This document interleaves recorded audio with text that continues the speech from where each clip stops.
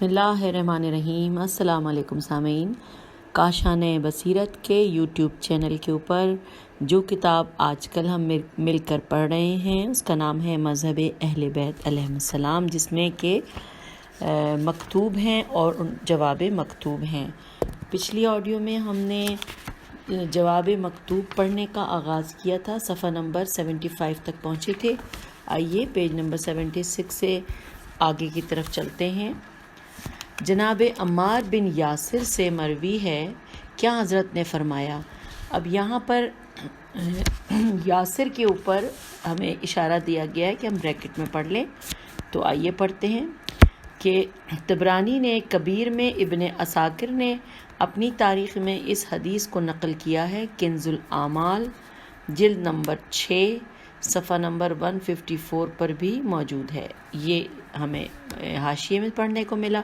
اب آئیے آگے چلتے ہیں۔ جناب عمار بن یاسر سے مروی ہے، کیا حضرت صلی اللہ علیہ وآلہ وسلم نے فرمایا کہ میں ہر اس شخص کو جو مجھ پر ایمان لایا اور میری تصدیق کی وصیت کرتا ہوں علی علیہ السلام کی ولایت کے متعلق، جو انہیں دوست رکھے گا وہ مجھے دوست رکھے گا، اور جو مجھے دوست رکھے گا وہ خدا کو دوست رکھے گا، اور جو علی علیہ السلام سے محبت کرے گا وہ مجھ سے محبت کرے گا، اور جو مجھ سے محبت کرے گا وہ خدا سے محبت کرے گا، اور جو علی علیہ السلام سے بغض رکھے گا وہ مجھ سے بغض رکھے گا، اور جو مجھ سے بغض رکھے گا وہ خدا سے بغض رکھے گا۔ اور یہاں پہ انورٹڈ کاما کلوز ہو گیا ہے۔ جناب عمار سے یہ حدیث بھی مروی ہے کہ حضرت صلی اللہ علیہ وآلہ وسلم نے ارشاد فرمایا، اب پھر بریکٹ میں ہے، کہ جو مجھ پر ایمان لایا اور جس نے میری تصدیق کی وہ علی علیہ السلام بن ابی طالب کو دوست رکھے۔ ان کو دوست رکھنا مجھے دوست رکھنا ہے، اور مجھے دوست رکھنا خدا کو دوست رکھنا ہے۔ اب یہاں پہ پھر ہمیں حاشیے کی طرف جانے کا اشارہ ہے، آئیے دیکھتے ہیں۔ لکھا ہے کہ طبرانی نے اس حدیث کو کبیر میں درج کیا ہے۔ کنز الاعمال جلد نمبر 6 صفحہ 155 پر بھی موجود ہے، منتخب کنز الاعمال میں بھی ہے۔ ٹھیک ہے جی، ہم نے یہ پڑھ لیا، آگے چلتے ہیں۔ ایک مرتبہ حضرت سرور کائنات صلی اللہ علیہ وآلہ وسلم نے خطبہ فرمایا جس میں کہا کہ اے لوگو، فضل و شرف اور منزلت و ولایت خدا کے رسول صلی اللہ علیہ وآلہ وسلم کی ذریت کے لیے ہے، لہٰذا تم لوگ باطل میں نہ پڑ جانا۔ اب پھر حاشیے کی طرف ہمیں جانے کا اشارہ ہے، اور اس میں لکھا ہے کہ ابو الشیخ نے ایک طولانی حدیث میں اسے نقل کیا ہے، اور ان سے تفسیر آیہ مودت کے ضمن میں ابن حجر نے سوائق محرقہ صفحہ نمبر 105 پر نقل کیا ہے۔ اب ہم آگے ہیں پیج نمبر 77 پر۔ حضرت صلی اللہ علیہ وآلہ وسلم نے بھی ارشاد فرمایا کہ میری امت کے ہادی ہر دور میں میرے اہل بیت علیہ السلام کے عادل افراد ہوں گے، جو اس دین اسلام سے گمراہوں کی تحریف، اہل باطل کی تہمت تراشی اور جاہلوں کی تعویل کا ازالہ کرتے رہیں گے۔ آگاہ ہو کہ تمہارے ائمہ خدا کے حضور میں تمہارے نمائندہ ہیں، لہٰذا سوچ سمجھ لینا کہ کسے اپنا نمائندہ بنا کر بھیجو گے۔ اب یہاں پہ پھر حاشیے پہ ہمیں جانا ہے، آئیے وہاں پڑھتے ہیں۔ یہاں لکھا ہے کہ ملا نے اپنی اس سیرت میں یہ حدیث درج کی ہے، جیسا کہ آیت وقفوا ہم انہم مسئولون کی تفسیر میں ابن حجر مکی نے سوائق محرقہ صفحہ نمبر 91 پر تحریر کیا ہے۔ یہ بھی حضرت صلی اللہ علیہ وآلہ وسلم نے فرمایا، اب پھر انورٹڈ کاما ہے، کہ دیکھو ان سے آگے نہ بڑھنا اور ورنہ ہلاک ہو جاؤ گے، اور نہ پیچھے رہ جانا ورنہ ہلاک ہو جاؤ گے، اور انہیں سکھانا پڑھانا نہیں کہ یہ تم سے خود زیادہ جانتے ہیں۔ اور یہاں پہ پھر اشارہ ہے، ہم نے پڑھنا ہے، حاشیے میں اس کا حوالہ ہے کہ طبرانی نے حدیث ثقلین میں اسے لکھا ہے، اور ان سے علامہ ابن حجر نے آیت وقفوا ہم انہم، اب یہ اتنا مٹا ہوا ہے کہ عربی پڑھتے ہوئے ڈر لگتا ہے، اس کی تفسیر میں سوائق محرقہ باب 11 صفحہ نمبر 79 پر نقل کیا ہے۔ تو یہ ہم نے پڑھ لیا۔ اچھا آگے چلتے ہیں۔ یہ بھی ارشاد فرمایا کہ اب پھر انورٹڈ کاما میں ہے کہ میرے اہل بیت کو ایسا سمجھو جیسا سر بدن کے لیے اور آنکھیں سر کے لیے ہیں، اور سر آنکھوں ہی کے ذریعے راہ پاتا ہے، تو اب پھر ہمیں آ جانا ہے حاشیے میں، کہا ہے کہ جا کے دیکھیں، تو اس میں لکھا ہے کہ ارباب سنن اور احادیث کی ایک جماعت نے جناب ابو ذر سے بسلسلہ اسناد اس حدیث کی روایت کی ہے، اور سبان نے اپنی کتاب اصعاف الراغبین اور شیخ یوسف نبہانی نے شرف النبوت صفحہ نمبر 31 میں نقل کیا ہے، اور بھی بہت سے ثقہ علماء نے اسے لکھا ہے۔ یہ حدیث نص صریح ہے کہ بس اہل بیت ہی کو اپنا امیر و حاکم سمجھا جائے، انہی کے ذریعے حق تک ہدایت پائی جا سکتی ہے۔ Page number 78۔ یہ بھی ارشاد فرمایا ہے کہ ہم اہل بیت علیہم السلام کی محبت کو اپنے اوپر لازم کر لو، کیونکہ جو شخص خدا سے ملاتی ہو اور ہمیں دوست بھی رکھتا ہو، خداوند عالم اسے ہماری شفاعت کی وجہ سے جنت میں داخل کرے گا۔ قسم ہے اس معبود برحق کی کہ جس کے قبضہ قدرت میں میری جان ہے، کسی بندے کو اس کا عمل اس وقت تک فائدہ نہ پہنچائے گا جب تک وہ ہمارے حقوق نہ پہچانتا ہو۔ اور یہاں پھر ہمیں اشارہ ہے کہ ہم حاشیے میں پڑھیں، تو آئیے وہاں پہ دیکھتے ہیں۔ وہاں لکھا ہے کہ طبرانی نے اس حدیث کو اوسط میں درج کیا ہے، اور علامہ سیوطی نے احیاء المیت میں، علامہ نبہانی نے اربعین الاربعین میں، اور علامہ ابن حجر نے سوائق محرقہ میں اسے نقل کیا ہے۔ ذرا رسول صلی اللہ علیہ وآلہ وسلم کے اس جملے کو اچھی طرح سوچئے کہ کسی بندے کو اس کا عمل اس وقت تک فائدہ پہنچائے گا جب تک وہ ہمارے حقوق کو نہ پہچانتا ہو، اور خدا را مجھے بتائیے کہ وہ حق ہے کون سا جسے خداوند عالم نے اعمال کی صحت کے لیے شرط قرار دیا ہے؟ کیا وہ حق یہ نہیں ہے کہ حضرات اہل بیت علیہ السلام کی اتباع اور پیروی کی جائے، ان کے احکام پر سر تسلیم خم کیا جائے، اور ان کے ذریعے خدا تک پہنچا جائے، اور سوا نبوت اور خلافت کے وہ کون سا حق ہو سکتا ہے جس کے اثرات اتنے ہمگیر ہوں؟ لیکن ہمارا ساتھ تو ایسی قوم سے ہے کہ جو تأمل و فکر سے کام ہی نہیں لیتی۔ انا للہ و انا الیہ راجعون۔ حاشیہ ختم ہوا۔ یہ بھی حضرت صلی اللہ علیہ وآلہ وسلم نے فرمایا، انورٹڈ کامہ میں ہے، کہ آل محمد صلی اللہ علیہ وآلہ وسلم کی معرفت عذاب جہنم سے رہائی، اور ان کی محبت پل صراط سے گزر جانے کا پروانہ، اور ان کی ولایت عذاب سے امان ہے۔ اب اس بات کو بھی ہم حاشیے میں دیکھ رہے ہیں۔ لکھا ہے شفار قاضی ایاز صفحہ نمبر 4، قسم ثانی مطبوع آستانہ صفحہ نمبر 123، آستانہ یہاں سے دیکھیے، مطبوع آستانہ سن 1238 ہجری۔ آپ سمجھ سکتے ہیں کہ یہاں معرفت سے مراد محض ان کے نام و ذات اور ان کی قرابت داران رسول اکرم صلی اللہ علیہ وآلہ وسلم سے ہونے کو جان لینا نہیں، کیونکہ یہ تو ابو لہب و ابو جہل بھی جانتے تھے، بلکہ معرفت سے مراد یہ ہے کہ بعد رسول صلی اللہ علیہ وآلہ وسلم انہیں ولی اللہ سمجھا جائے، بنا بر ارشاد پیغمبر صلی اللہ علیہ وآلہ وسلم کہ جو شخص اپنے زمانے کے امام کی معرفت حاصل کیے بغیر مر گیا وہ جاہلیت کی موت مرا۔ حضرات اہل بیت کی محبت ولایت سے جس کا یہاں ذکر ہے، وہ محبت و ولایت مراد ہے جو صاحبان حق ائمہ حق کے لیے ضروری سمجھتے ہیں۔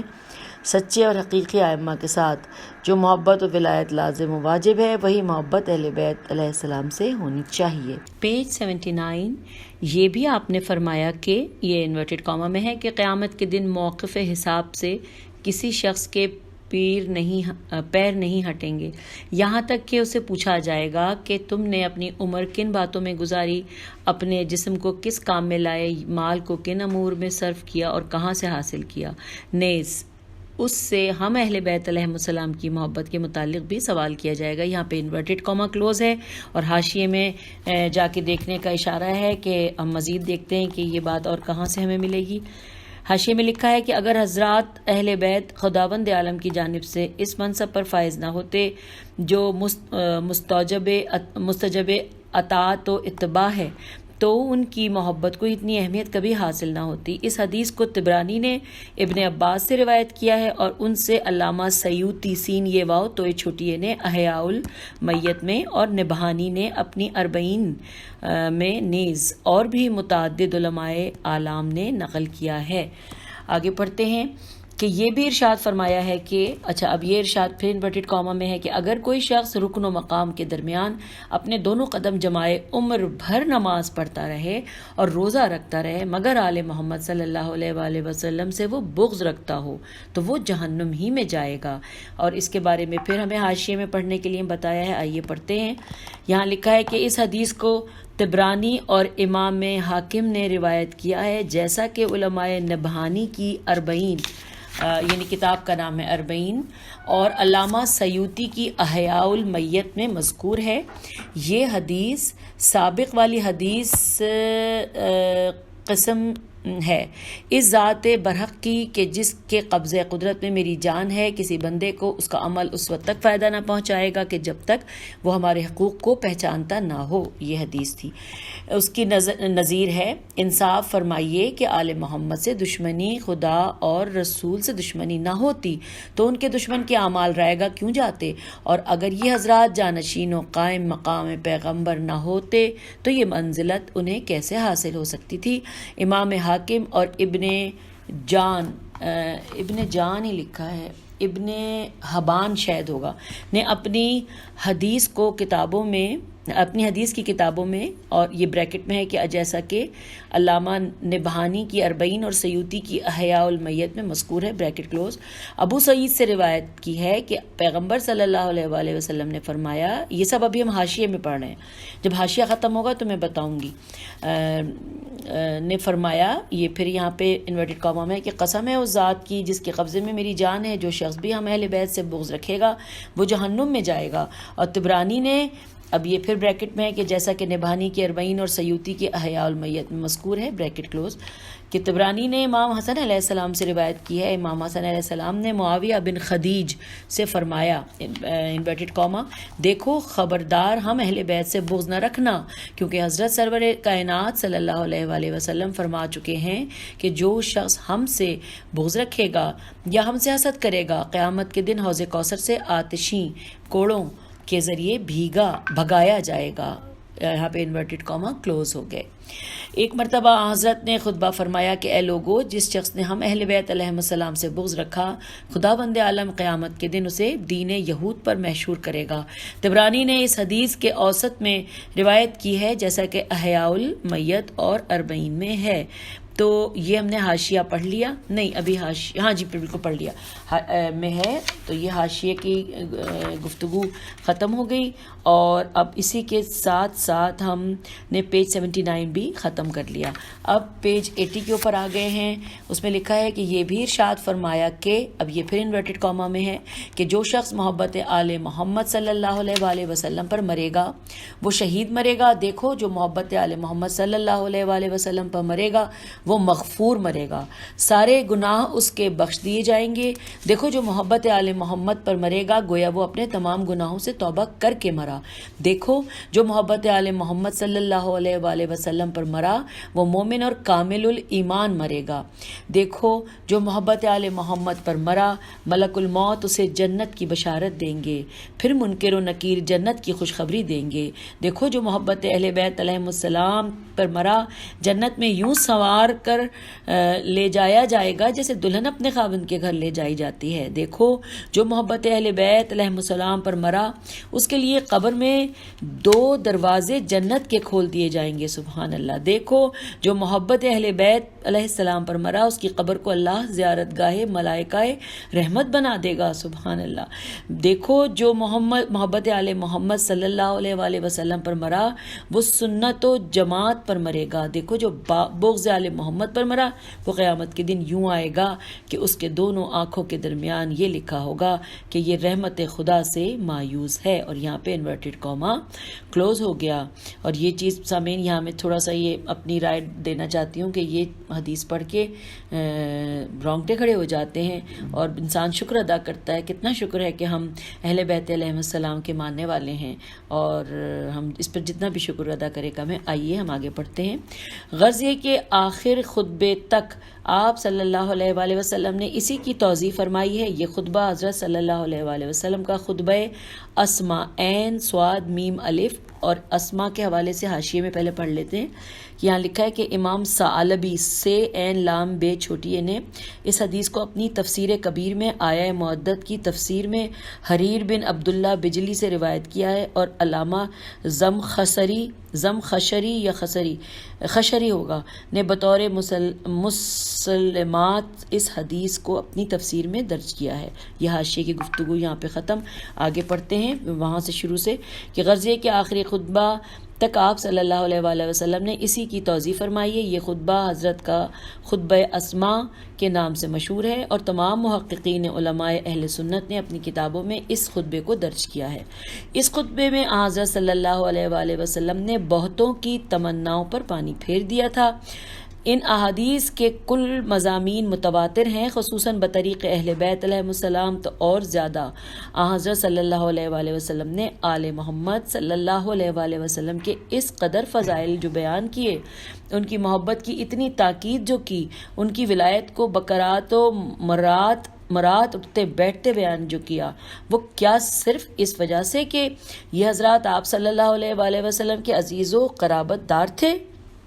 اس بنا پر تو رسول اللہ صلی اللہ علیہ وآلہ وسلم کی شان عوام کی شان سے بھی پشت ہو جاتی ہے، بلکہ رسول اللہ صلی اللہ علیہ وآلہ وسلم نے اتنا اہتمام صرف اس لیے کیا کہ یہ حضرات خدا کی مکمل حجت تھے، ان کی شریعت کے سرچشمہ تھے، اور امر و نہی میں رسول اکرم صلی اللہ علیہ وآلہ وسلم کے قائم مقام تھے، اور رسول صلی اللہ علیہ وآلہ وسلم کی ہدایت و تبلیغ کے اثر پذیر ہونے کا بہت ہی روشن اور واضح نمونہ تھے۔ لہٰذا جو ان سے اسی حیثیت سے کہ یہ حجت خدا ہیں، جانشین رسول صلی اللہ علیہ وآلہ وسلم ہیں، اور رسول اللہ صلی اللہ علیہ وآلہ وسلم اسلام کا مکمل ترین نمونہ ہے، محبت کرے گا، وہ خدا کی محبت بھی رکھنے والا ہے، اور رسول صلی اللہ علیہ وآلہ وسلم کی بھی، اور جو ان سے بغض رکھے گا وہ خدا سے بھی بغض رکھنے والا ہے، اور رسول اکرم صلی اللہ علیہ وآلہ وسلم سے بھی۔ حضرت صلی اللہ علیہ وآلہ وسلم فرما چکے ہیں کہ ہم سے بس وہی محبت رکھے گا جو مومن و پرہیزگار ہے، اور وہی بغض رکھے گا جو منافق و بدبخت ہے۔ اور بدبخت کے بارے میں حاشیے میں جا کے پڑھنا ہے، آئیے پڑھتے ہیں۔ یہاں پہ لکھا ہے کہ ملا نے اس حدیث کی روایت کی ہے، ملاحظہ ہو سوائق محرقہ باب 11، یعنی یہ کہ حاشیے میں لکھا ہے کہ آپ اس کتاب جو ہے یہ سوائق محرقہ اس کے باب نمبر 11 میں جا کے پڑھیے تو آپ کو یہ بھی ملے گا۔ حاشیے کی بات ختم کرتے ہیں، آگے چلتے ہیں۔ صفحہ نمبر 82 کو اب ہم پڑھ رہے تھے، اس میں یہ آگے عربی کے کچھ اشعار سے لکھے ہیں، تو یہ اس کے آگے اردو بھی ہے، یہ وہ بھی میں آپ کے ساتھ پڑھتی ہوں جو بریکٹ میں ہے کہ یہ امام زین العابدین علیہ السلام اس جماعت سے ہیں جن کی محبت دین اور جن کی دشمنی کفر ہے، اور جن سے نزدیکی ذریعہ نجات اور جائے پناہ ہے۔ اگر پرہیزگار لوگ شمار کیے جائیں تو یہ اہل بیت علیہ السلام ان کے امام و پیشوا ہوں گے، یا اگر یہ سوال کیا جائے کہ بہترین اہل ارض کون ہے تو یہی جواب ملے گا کہ یہ اہل بیت نبی صلی اللہ علیہ وآلہ وسلم ہے۔ یہاں پہ انورٹڈ کاما کلوز ہو گیا۔ آگے لکھا ہے کہ اور امیر المومنین علیہ السلام فرماتے ہیں کہ اب یہ پھر انورٹڈ کاما میں ہے کہ میں اور میری پاکیزہ نسل اور میری نیکوکار اطرت بچپن میں تمام لوگوں سے زیادہ حلیم اور بڑے ہو کر سب سے زیادہ علم والے ہیں، اور ہمارے ذریعے سے خدا جھوٹ کو زائل کرے گا، ہمارے ذریعے سے خونخوار بھیڑیوں کے دانت توڑے گا، ہمارے ذریعے تمہاری رہائی دلائے گا اور تمہاری گردنوں کی رسی جدا کرے گا۔ خدا ہم سے ابتدا کرتا اور ہم پر ہی ختم کرتا ہے۔ اور اس کو ہم حاشیے میں بھی دیکھ لیتے ہیں، جبکہ ہم پیج 83 پہ آ گئے ہیں۔ حاشیے میں لکھا ہے اس حدیث کے بارے میں، اس ذکر کے بارے میں کہ عبد الغنی بن سعید نے ایذاء الاشکال میں، یہ کتاب کا نام ہے، الف یہ زواد الف عین، ایذاء الاشکال میں اس روایت کو درج کیا ہے اور کنز الاعمال جلد نمبر 6 صفحہ نمبر 296 پر بھی موجود ہے۔ یہ ہم نے حاشیہ مکمل کر لیا۔ آئیے پیج 83 کو آگے کی طرف بڑھ کے دیکھتے ہیں کیا لکھا ہے۔ لکھا ہے کہ لہٰذا ہم نے جو آل محمد صلی اللہ علیہ وآلہ وسلم کو ان کے اغیار پر ترجیح دی اور مقدم سمجھا تو اس لیے کہ خداوند عالم نے انہیں سب پر مقدم رکھا اور ہر ایک پر ترجیح دی، یہاں تک کہ نماز میں ان پر درود بھیجنا تمام بندوں پر واجب قرار دیا گیا، اور اگر کوئی پوری نماز پڑھ ڈالے اور ان پر درود نہ بھیجے تو اس کی نماز صحیح ہی نہیں ہو سکتی، خواہ وہ کیسا ہی صاحب فضل کیوں نہ ہو۔ بلکہ ہر نماز گزار کے لیے ضروری ہے کہ اس طرح نماز پڑھے کہ نماز میں ان پر درود بھی بھیجے، جس طرح کلمہ شہادتین کا ادا کرنا ضروری ہے، بغیر تشہد کے نماز نہیں، اسی طرح بغیر درود کے صحیح نہیں۔ اہل بیت علیہم السلام کی یہ وہ منزلت ہے، یہ وہ درجہ و مرتبہ ہے جس کے سامنے تمام امت کی گردنیں خم ہو گئی ہیں، اور آپ نے جن اماموں کا ذکر کیا ہے ان کی نگاہیں بھی اہل بیت علیہم السلام کے عین لام واو حمزہ بڑھیے مرتبت کے آگے خیرہ ہو گئیں۔ جلوہ ہونا چاہیے تھا، میرے خیال یہ مس پرنٹ ہے، جلوہ مرتبت کے آگے خیرہ ہو گئی۔ امام شافعی فرماتے ہیں، اب یہ امام شافعی نے جو فرمایا ہے یہ عربی میں شعر ہے جس کا نیچے اردو پڑھتے ہیں کہ اے اہل بیت رسول صلی اللہ علیہ وآلہ وسلم، آپ لوگوں کی محبت خداوند عالم سے نے اپنے نازل کردہ قرآن میں فرض بتائی ہے۔ آپ کی بزرگی و بلندی، فضل و شرف کے لیے بس یہی کافی ہے کہ جو نماز میں آپ پر درود نہ بھیجے اس کی نماز ہی نہیں۔ یہاں پہ بریکٹ کلوز ہو گیا اور ہم پیج 84 پہ پہنچے ہوئے ہیں، اور یہاں پر یہ مکتوب جو جواب مکتوب ہے وہ ختم ہونے کو ہے۔ آئیے اس کا آخری پیراگراف بھی پڑھ لیتے ہیں۔ لکھا ہے کہ یہ چند دلیلیں جو اہل بیت پیغمبر علیہ السلام کی اطاعت و اتباع اور ان کے قدم بقدم چلنے کو واجب بتاتی ہیں، احادیث نبوی سے پیش کر کے ختم کرتا ہوں، یہی آپ کے لیے کافی ہوں گے۔ قرآن مجید میں بے شمار محکم آیتیں ہیں، ان کا بھی یہی فیصلہ ہے کہ بس اہل بیت علیہ السلام ہی کی پیروی واجب و لازم ہے۔ آپ جو کہ خود صاحب فہم و بصیرت ہے اور ذکی و ذہین ہیں، اس لیے میں اشارہ کیے دیتا ہوں، آپ کلام مجید کا مطالعہ فرمائیں، آسانی سے آپ کو اندازہ ہو جائے گا۔ شین، اب یہ یہاں پہ ختم ہو گیا جواب مکتوب جس کے اینڈ پر شین آ گیا، اور اس کا مطلب ہمیں پتہ ہے کیونکہ ہم نے شروع میں پڑھا تھا کہ سین وہ سوال کرنے والے ہیں، جبکہ یعنی جواب مکتوب والے شین کے اوپر اپنے جواب کا اختتام کرتے ہیں۔ اور اب ہم صفحہ نمبر 85 پر پہنچ گئے ہیں جہاں پر ہم مکتوب نمبر 6 کو پڑھیں گے۔ آئیے ہم دیکھتے ہیں کہ یہ سین کیا کہتے ہیں۔ مکتوب نمبر 6 ہیڈنگ ہے ہماری تحریر پر اظہار پسندیدگی۔ ہیڈنگ کے بعد آگے پڑھتے ہیں کہ آپ کا مکتوب گرامی پا کر شرف یاب ہوا، آپ کی قوت تحریر، زور بیان، علمی تجر اور جیم رے اور جیم پہ تشدید ہے، اور محققانہ شان کا میں قائل ہو گیا۔ آپ نے تو کوئی گوشہ باقی ہی نہیں رکھا اور تحقیقات کے خزانے آنکھوں کے سامنے کر دیے۔ اس کے بعد ہیڈنگ لکھی کہ حیرت و دہشت کے مذکورہ احادیث اور جمہور کی روش کو ایک کیوں کر کیا جائے، یہ پوری ہیڈنگ تھی۔ اس کے نیچے لکھا ہے کہ جب میں نے آپ کے استدلال پر غور و فکر کیا اور آپ کے ادلہ و براہین پر گہری نگاہ کی تو میں عجیب تردد کے عالم میں پڑ گیا۔ میں آپ کے اول ادلہ الف دال لام لام پہ تشدید اور پھر ہے پر نظر کرتا ہوں تو انہیں بالکل ناقابل رد دیکھتا ہوں۔ جتنے ثبوت آپ نے پیش کیے ہیں ان کو دیکھتا ہوں تو سوائے تسلیم کرنے کے کوئی چارہ نظر نہیں آتا۔ جب ائمہ اہل بیت علیہ السلام کے متعلق سوچتا ہوں تو خدا اور رسول صلی اللہ علیہ وآلہ وسلم کے نزدیک ان کی وہ منزلت معلوم ہوتی ہے کہ سوائے عاجزی و خاکساری کے سر جھکا دینے کے کوئی چارہ نہیں۔ اور جب جمہور مسلمین اور سواد اعظم پر نظر کرتا ہوں تو ان کا طرز عمل ان ادلہ کے مفہوم کے بالکل برعکس ہے۔ ادلہ بتاتے ہیں کہ پس انہی کی پیروی واجب ہے، اور جمہور ہر کس و ناقص کی پیروی کرنے پر تیار تیار لیکن اہل بیت علیہ السلام کی پیروی پر آمادہ نہیں۔ میں عجیب کشمکش میں مبتلا ہوں، گویا دو نفسوں کی کھینچا تانی میں پڑ گیا ہوں۔ ایک نفس کہتا ہے کہ ادلہ کی پیروی کی جائے اور دوسرا کہتا ہے کہ اکثریت اور سواد اعظم کی روش پر چلنا چاہیے۔ ایک نفس نے تو اپنے آپ کو آپ کے حوالے کر دیا ہے اور آپ کے ہاتھ سے جانے والا نہیں، لیکن دوسرا جو ہے وہ اپنے عناد کی وجہ سے عین نون الف دال آپ کے ہاتھ میں جانے پر تیار نہیں اور نافرمانی پر تلا ہوا ہے۔ تو سامعین بس اس کے جو یہ مکتوب ہے نمبر 6، اس کے آخری ہیڈنگ ہے کہ کلام مجید سے ادلہ کی خواہش۔ لکھتے ہیں کہ آپ کتاب خدا سے کچھ اور ایسی قطعی دلیلیں پیش کرتے جو یہ سرکش نفس بھی قابو میں آ جاتا اور رائے عامہ کی مطابعت کی دھن دماغ سے نکلتی۔ بس یہ ختم ہو گیا ہے سامعین، یہاں پہ اس کے اینڈ پہ لکھا ہے سین، یعنی کہ اب اس کے بعد ہم جواب مکتوب پڑھیں گے۔ جواب مکتوب، اس کی ہیڈنگ ہے کلام مجید سے دلائل۔ اس کی میں کیا لکھا ہے نیچے، آئیے دیکھتے ہیں کہ آپ بہمدہی ان لوگوں میں سے ہیں جو کلام مجید پر گہری نظر رکھتے ہیں اور اس کے رموز و اسرار ظاہر و باطن سے واقف ہیں۔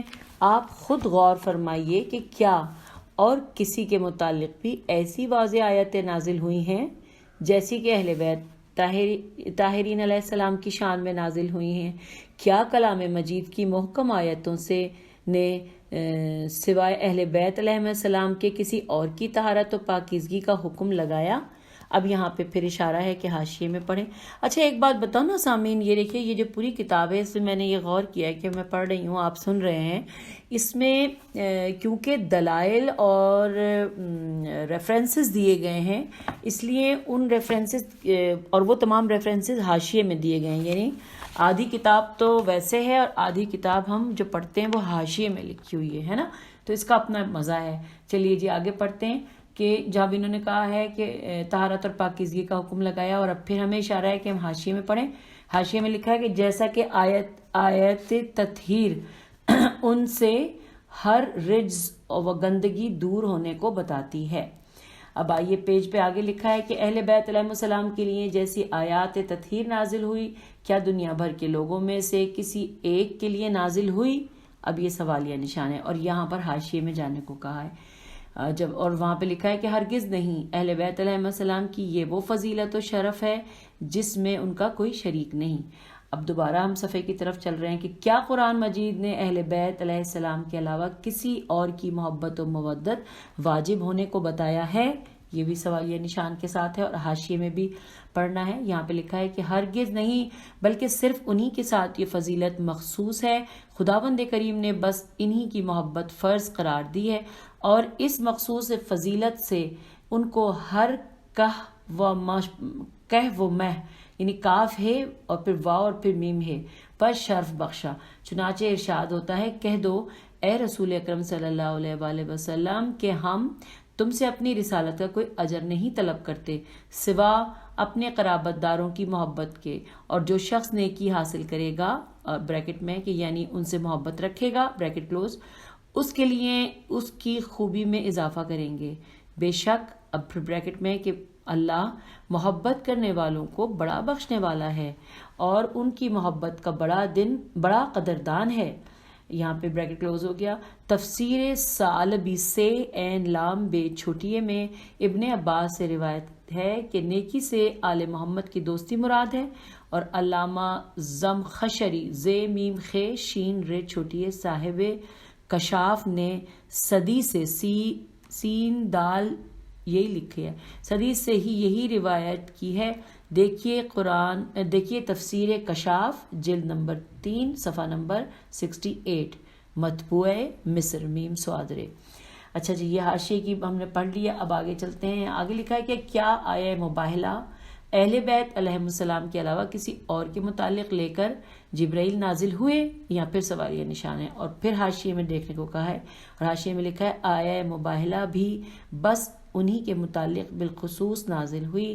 چنانچہ ارشاد خداوند عالم ہے کہ کہہ دو اے رسول صلی اللہ علیہ وآلہ وسلم کے، اچھا اب یہ کے بعد بریکٹ میں چھوٹا سا جملہ ہے کہ اچھا میدان میں آؤ، اور پھر بریکٹ کلوز ہو گیا. کہہ دو رسول صلی اللہ علیہ وآلہ وسلم کہ اب ہم اپنے بیٹوں کو بلائیں گے اور تم اپنے بیٹوں کو بلاؤ. یہاں پہ صفحہ نمبر 87 ہم نے پڑھ لیا. ہم صفحہ 88 پر آئے ہیں جس میں کچھ گفتگو صفحے پر ہے اور پھر باقی اسی سے متعلق حاشیے میں ہم پڑھیں گے. اچھا جی، یہاں پر ہے کہ کیا اہل بیت علیہ السلام کے علاوہ سورہ حل عطا کسی اور کی شان میں قصیدہ مدحیہ پر بن کر نازل ہوا؟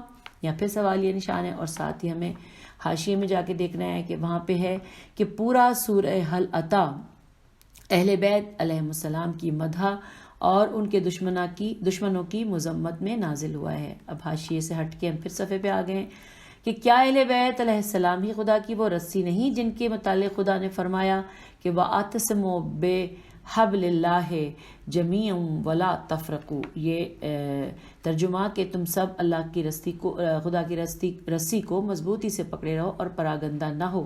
اور اس کے بارے میں پھر حاشیے میں لکھا ہے کہ امام ثعلبی نے اپنی تفسیر میں بسلسلہ اسنادابان بن تغلب سے انہوں نے امام جعفر صادق علیہ السلام سے روایت کی ہے کہ امام جعفر صادق علیہ السلام فرماتے تھے کہ ہم وہ خدا کی رسی ہیں جن کے متعلق خدا نے فرمایا ہے کہ خدا کی رسی کو مضبوط پکڑے رہو اور پراگندہ نہ ہو. ابن حجر مکی نے فضل اول باب اسوائق محرقہ میں 2 آیتیں اکٹھا کی ہیں جو اہل بیت علیہ السلام کے متعلق نازل ہوئیں. چنانچہ اس آیت کو ان آیات میں شمار کیا ہے اور انہوں نے بھی ثعلبی سے نقل کر کے امام جعفر صادق علیہ السلام کا قول ذکر کیا ہے.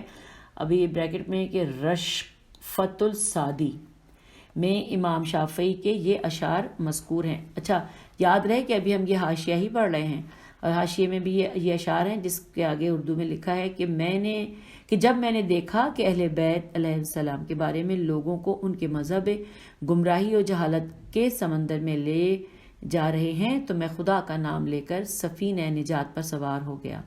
یعنی حضرت محمد مصطفیٰ صلی اللہ علیہ وآلہ وسلم خاتم المرسلین کے اہل بیت کے ساتھ ہو گیا اور میں نے خدا کی رسی جو ان اہل بیت علیہ السلام کی محبت و اطاعت ہے مضبوطی سے پکڑ لی، جیسا کہ ہمیں حکم بھی دیا گیا ہے کہ خدا کی رسی کو مضبوطی سے پکڑ لو. تو اب یہاں پر ہم پیج 88 کے اوپر اس وقت کی آڈیو کو روکتے ہیں اور انشاءاللہ اگلی آڈیو میں پیج 89 سے سلسلے کو جاری کریں گے. خدا حافظ، فی امان اللہ.